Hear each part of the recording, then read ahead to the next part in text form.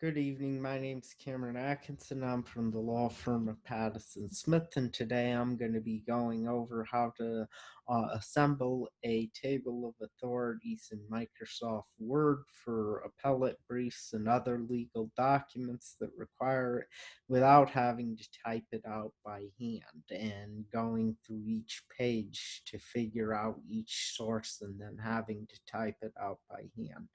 I'm not going to bore you with too many details. I'm just going to share my screen and I'm going to dive right in. This is a brief that is on its way to the Connecticut Supreme Court. The attorneys who wrote it did not mark their citations or use the method I'm going to show you. Before turning this brief over to their paralegals. And their paralegals were going to assemble the table of authorities by hand, which would be a pretty good sized job. I'm going to show you how to assemble the table of authorities far quicker and with and hopefully cutting out some of the errors that commonly get made. So I'm going to start right here on page 1. As you can see, the first site that I need to cite, because I don't need to cite the underlying case. The first site that I need to cite is Connecticut General Statute Section 53A 70A1. Now, the site as I want it to appear in the table of authorities would stop at the 70 mark here. It wouldn't include the A or the 1. So I'm going to show you how to make it appear that way, but for now I want to highlight the whole citation. So I've highlighted the whole citation. And as you can see, I'm moving my pointer up to the top here just to indicate where I am. I'm working from the Home tab, which enables me to adjust the font, adjust whether I need italics, alignment, etc., the whole 10 yards. I want to go to the References tab. It's it's the fourth one from the left in terms of the tabs. I'm going to click on References. That's going to change my menu up here. I want to go all the way to the right end, the options, and I want to focus on this table of authorities here. And so you have two options at this point because I haven't done anything yet. You have Insert Table of Authorities, which if I clicked it now would do nothing because I have no authorities. And then you have Mark Citation, which is basically going to add a bit of code in the metadata for the document that will tag this particular text that I've highlighted here, and it'll track it for assembling the table of authorities. So I'm going to click on Mark Citation, and that opens up a dialog box with all of the text that I've highlighted.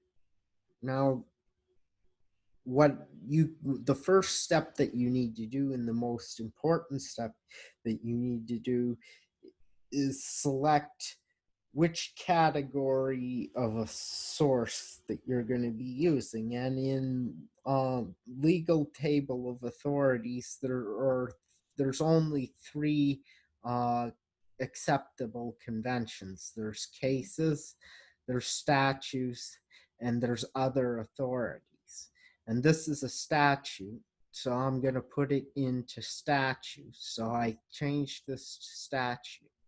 Now, if you notice the short citation, the selected text are for everything that I have in text. I don't want it to appear that way in the table of authorities, so I have to do some work here. So the first thing and the easiest way to do it is I'm going to delete the A and the A1 here, and that'll give me my preferred site.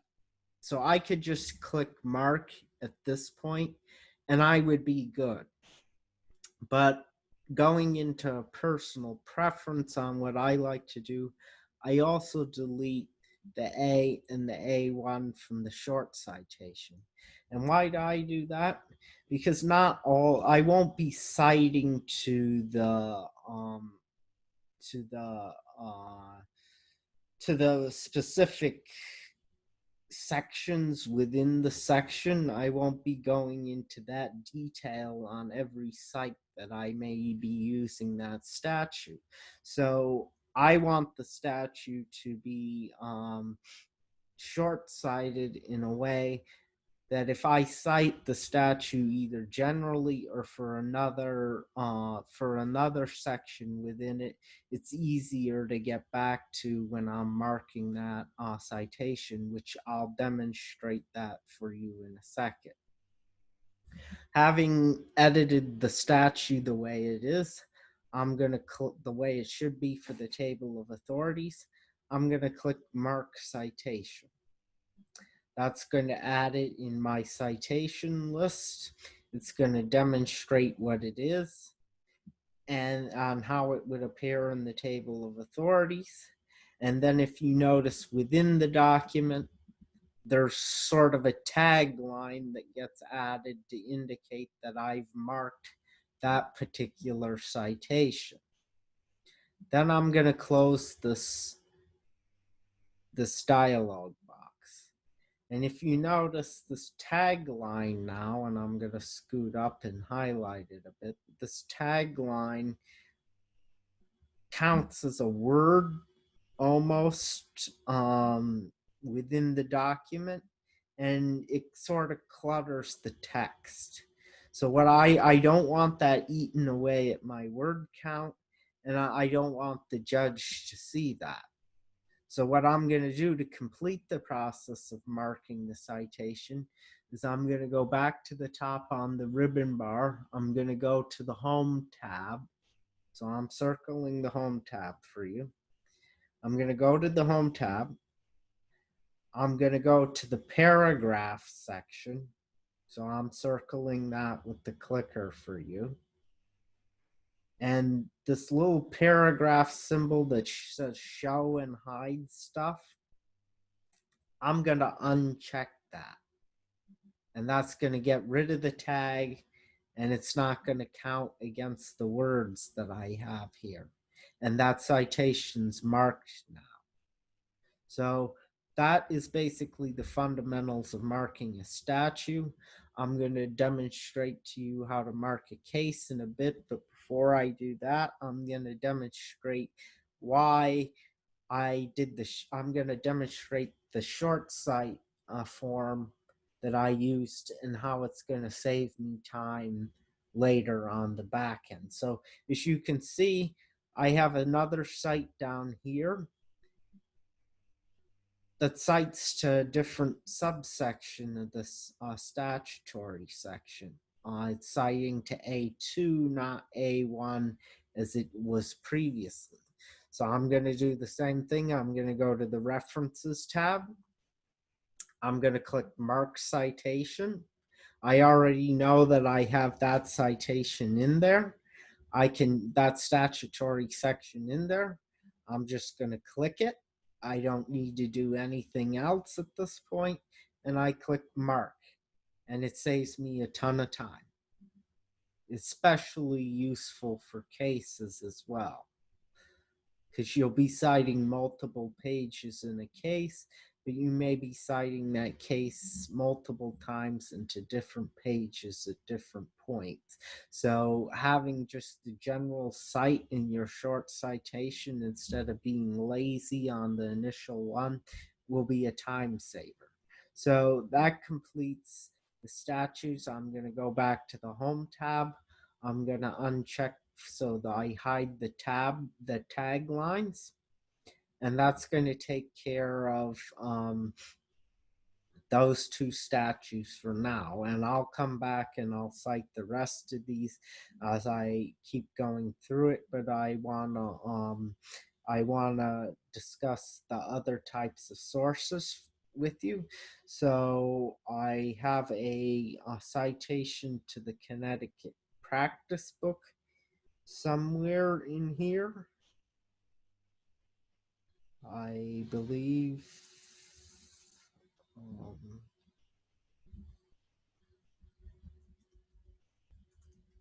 book.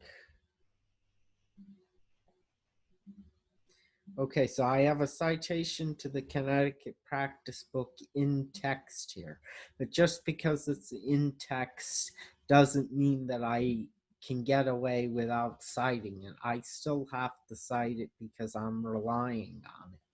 So I'm going to follow the same procedure again. I'm going to go to the references tab. I'm going to click mark citation, and that's going to open up my dialog box again. And again, the most important thing that I have to do here is I have to put it in the proper category. It's not a statute, it's not a case, so it goes in the other authorities category. And there's nothing else here that I need to adjust, so I just click mark citation and it adds it in there for me. I close that, I go back to the home tab, I click the paragraph symbol, and I hide it. I hide the tagline.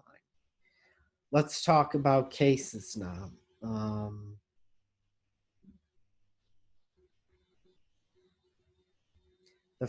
So cases are slightly harder because sometimes you have sites to sites within cases, etc. So we're going to work on two here in particular.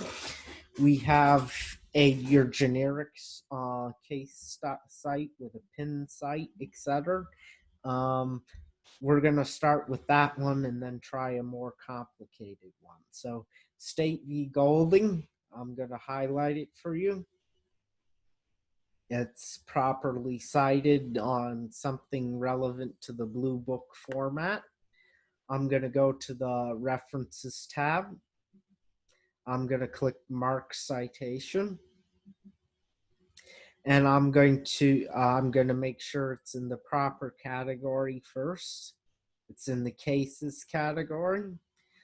I know that I don't want the pin sites showing up or the particular pages I'm citing to showing up in the table of authorities. I just want the case. So I'm going to delete those from the long citation. I'm not going to be lazy. I know that I might cite to this case later on in the brief. I'm going to go to the short citation. I'm going to delete the pin cite again. I have my citation the way it needs to be. I'm going to click Mark Citation. I'm going to close the tab. I'm going to go to the Home tab. I'm going to uncheck the tagline so it doesn't appear, and I have my case site. Now I'm going to do a slightly more complicated one before I explain two more concepts that you need to know. So here in State v. Terry, we have a citation that's quoting to a case, and it's indicating that that case was quoting another case. So the main thing is you do not need to mark both cases for the table of authorities. You just need to mark the case that you're relying on that contain the language from the other case or mention the other case. So I'm going to click References on the References tab again. I'm going to click Mark Citation. I have a lot of stuff to edit this time. I do not want the pin site in the footnote appearing, and I do not want the quoting State versus Revels citation in my table of authorities either. So I'm going to delete the unnecessary parts. So I delete the parenthetical. I delete the pin site and the comma. And then because I'm not lazy, I'm going to do the same thing in the short citation. And then I'm going to delete the pin site. And then I know the categories was already on cases from the last time I used it, but as you can see, I got a bit out of order here, but I'm still checking that it's cases. You should be checking which category it is in before you go to editing, because the tendency is to overlook it after you start editing. Anyway, I'm going to click mark. That adds the citation to my table of authorities. I click close. I go back to the home page and I click the paragraph symbol, and that hides it. Now I'm going to go to the top and show you how to put the table of authorities into the document.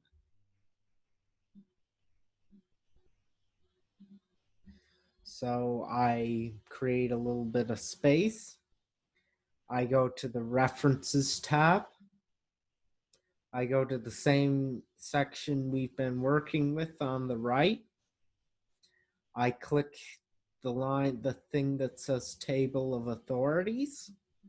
It opens up a dialog box for me. I leave everything the same. It keeps the original formatting, etc. I make sure that the categories to be included are all the categories. I make sure, so I'm sure everything's right at this point. I click OK, and that immediately automatically populates my table of authorities. And all I would need to do at this point is to change the font.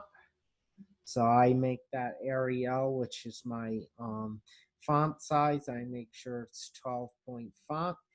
And if required, I'll double space it as well. I'll remove the line spaces, etc. And that's my table of authorities.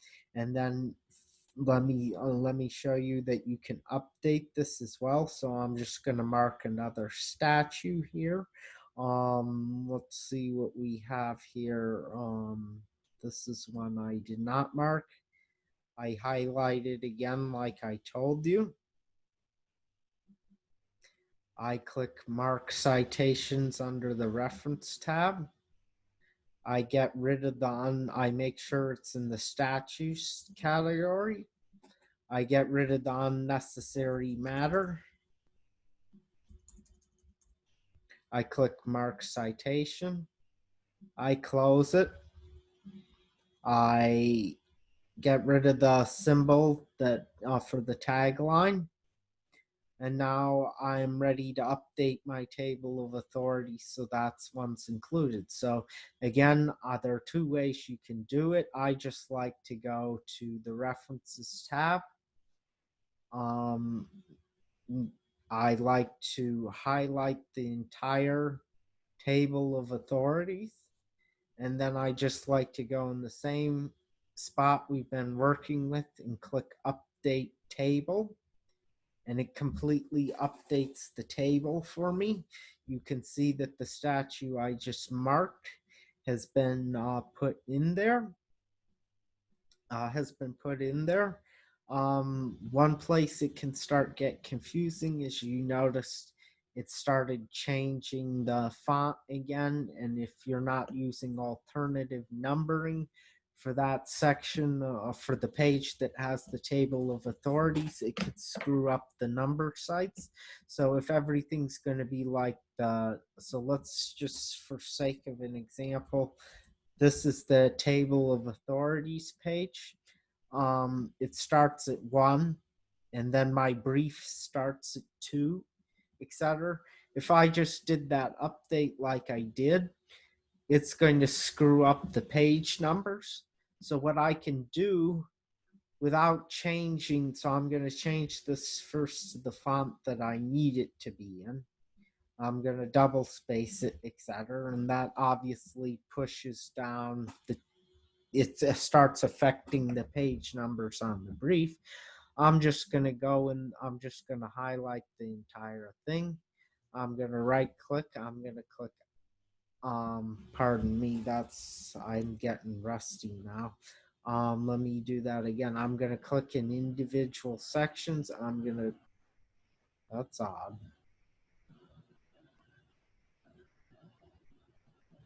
No, that's because that only works for the table of contents. I was thinking there was a way that you could update only the page numbers. That only works for table of contents. So you would essentially be stuck.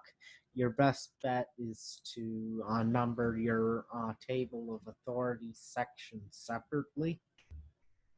So like and then I2 if you had another page, and then the brief itself starts on page 1, etc. So that's what I primarily do. I'm sure other people have their ways of doing it. It's what most practice briefs do. That's a topic for another video at this point. So there's one more thing I need to go over with you tonight. Um, let's say you make a mistake on a citation. So one of the things that I often do is I'm in a hurry. So I have a statue here, and I have it the way it needs to be, etc. I have it all like this, but I'm in a hurry, and the last thing I marked was cases. So I just mark it. Nah, no big deal. I keep on moseying on my merry way. I go on to the next one, etc. And then come to find out, I get to the top and I'm like, voila, let's update my field. And then it's like, uh-oh, I have a statue in the cases section. Oh my God, how do I fix that? Well, don't panic. It's fairly easy. Look at the pages you've cited. So if you marked it as a citation on the pages, you're essentially going to have to go to that page that's listed here. So in this case, it's number 2. We're going to go to that page. We're on page 2. I'm going to find it. So it's right here. I've highlighted it for you. I'm going to put my cursor at the end so I know which. I'm going to keep it highlighted actually. I'm going to go to the paragraph section in the home page.